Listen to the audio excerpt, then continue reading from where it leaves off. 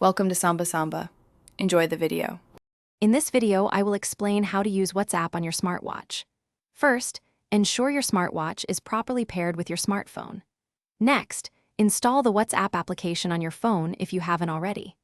Finally, grant all necessary permissions for notifications and access within your phone settings to allow seamless communication between the devices. This foundational setup is crucial for receiving and interacting with messages directly from your wrist. Once set up, receiving WhatsApp messages on your smartwatch is straightforward. New message notifications will instantly appear on your wrist, often with a vibration or sound. Simply tap on the notification to open and read the full message content.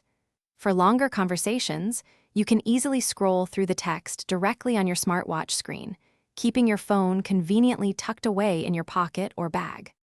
Replying to messages from your smartwatch offers several convenient options. You can quickly select from a list of preset quick replies, perfect for common responses like "okay" or "on my way."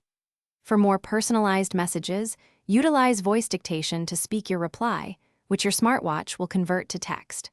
Some advanced smartwatches even feature a tiny on-screen keyboard for direct typing, though this can be a bit fiddly.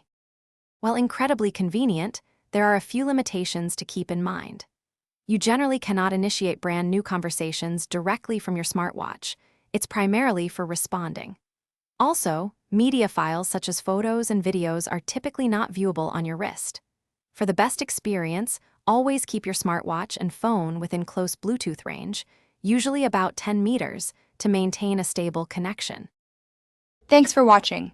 Consider subscribing if we helped you.